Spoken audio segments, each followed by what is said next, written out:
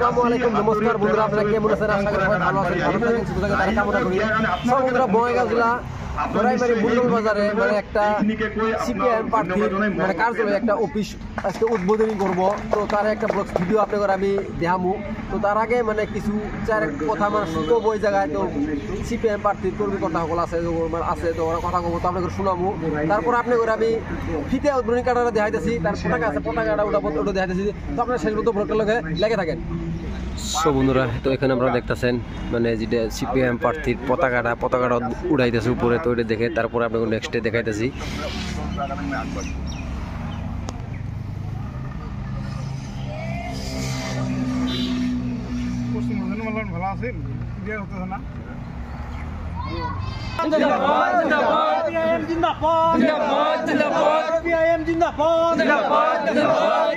প্রার্থী মনোরঞ্জন তালুকদার বিপুল ভোটার জয় করো।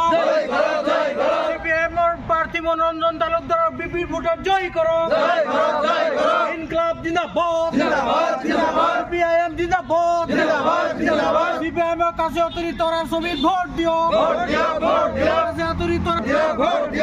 প্রার্থী মনোরঞ্জন তালুকদারের কাছে অতিরিক্ত ছবির ভোট দিও। ইনকলাব জিন্দাবাদ, সিপিআইএম জিন্দাবাদ। কাছে তোরা সবাই ভোট দিও, ভোট দিও, ভোট দিও। ঐক্য সম্পত্তির পক্ষে কাছে তোরা সবাই ভোট দিও, ভোট দিও, ভোট দিও। ধর্মনিরপেক্ষতা রক্ষা করার দাবির কাছে তোরা সবাই, উন্নয়ন দাবির কাছে তোরা সবাই ভোট দিও, ভোট দিও, ভোট দিও। ইনকলাব জিন্দাবাদ, জিন্দাবাদ, জিন্দাবাদ। মোটাই বিজেপি দল পরাস্ত করে, ভোট দিও। কংগ্রেসারি বিজেপি দল পরাস্ত করে দাবির কাছে তোরা সবাই ভোট দিও, ভোট দিও, ভোট দিও। জিন্দাবাদ, ধর্মীয় ঐক্য জিন্দাবাদ, ধর্মীয় ঐক্য জিন্দাবাদ।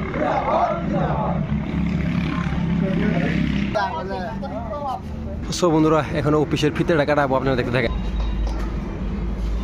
সো বন্ধুরা, দেখতেছেন অফিসের ফিতেটা কাটা হইতেছে এখন।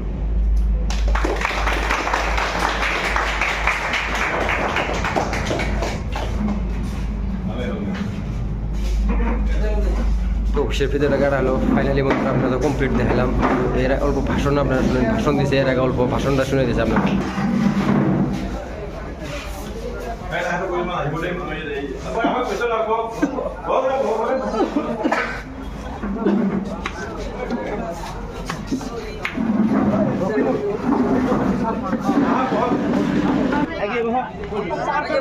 সো বন্ধুরা, অডিয়েন্স বহুতই অডিয়েন্স আছে, দেখেন আপনারা। তো আপনাদের কমপ্লিট বস্তুটা দেখাই দিলাম, ফিতে কাটা অবধি, জাতীয় পতাকাটা উঠাইলো ওটা অবধি, তারপরে ভাষণও শুনলাম আপনাদের। তো যদি বন্ধুরা ভিডিও ভালো লাগে লাইক কমেন্ট শেয়ার করে দিবেন। তো ওকে ভাবে টাটা, টেক কেয়ার। সাক্ষী দিবা লাগবো, রাজে রাইজে কব লাগবো। ধরক ইয়াতে কোনো একটা মানুষ কাগজ পঠান আজিলৈকে পূর্ণাঙ্গ নহল। কাৰ চৰকাৰ? দিল্লীত বিজেপি, ৰাজ্যত বিজেপি। পূর্ণাঙ্গ নহল, কাষত আনি দিলে নহয়। কৈ দিল 2014লৈকে হিন্দু মানুহে থাকিব পাৰিব, মুছলমান হলে নোৱাৰে। এই যে সেই কালৈ হুলস্থুল আন্দোলন চলিল, তাৰমানে মানুহক ভাগ কৰাৰ ৰাজনীতি।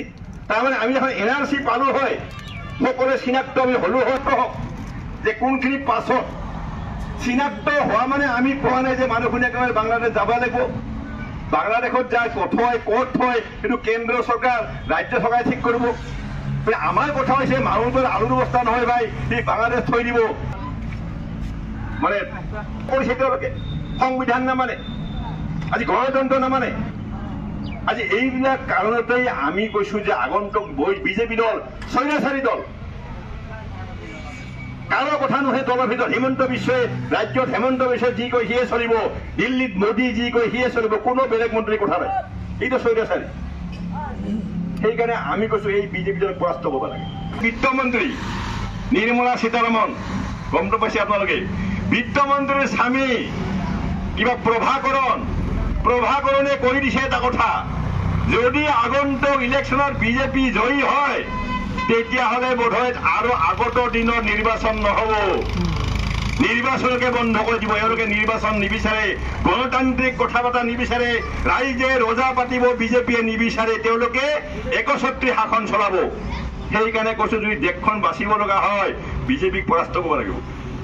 বিজেপি যিমান আসন পাইছিল এইবাৰ সিমান আসন পাব নোৱাৰে।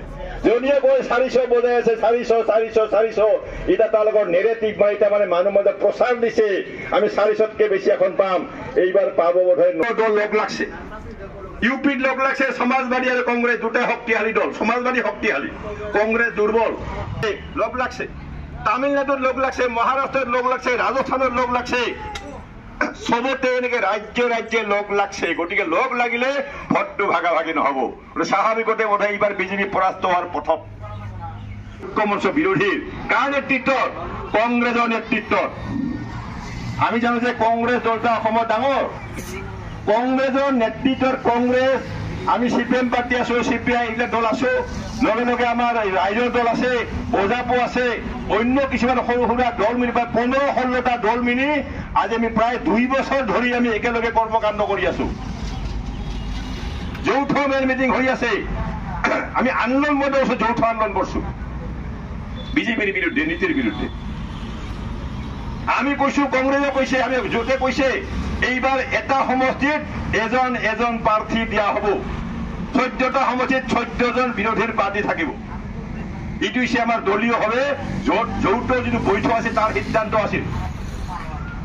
কিন্তু লাহে লাহে দিন বাগৰি গৈছে ইলেকশ্যন সমাগত। হয়তো এটা দুৰ্ভাগ্যৰ বিষয়। এতিয়া আজি আপোনালোকৰ প্ৰশ্ন হৈছে, এতিয়া ৰাইজে প্ৰশ্ন কৰে, এতিয়া এই যে বৰপেটা সমষ্টিত আমি এটা CPM দলৰ প্ৰাৰ্থী দিছো।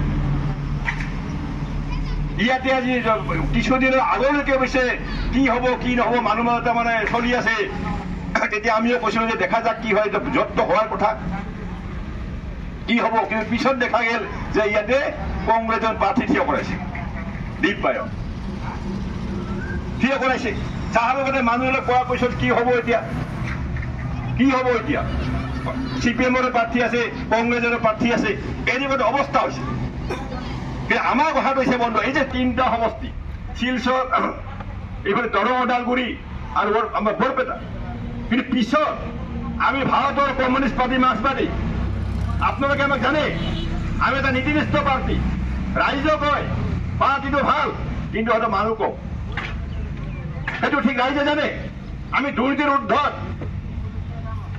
কাৰণ ইতিমধ্যে আপোনালোকে গম পাইছেই এটা ইলেক্ট্ৰেল বণ্ড বুলি যে কথা ওলাইছে না, ইলেক্ট্ৰেল বণ্ড। এই যে নৰেন্দ্ৰ মোদী শূন্য হল কৈছিল, আমি কিন্তু আগতে কৈছিলো যে ইও হিন্দুৰ পাৰ্টি নহয়, ই হৈছে পুঁজিপতিৰ পাৰ্টি।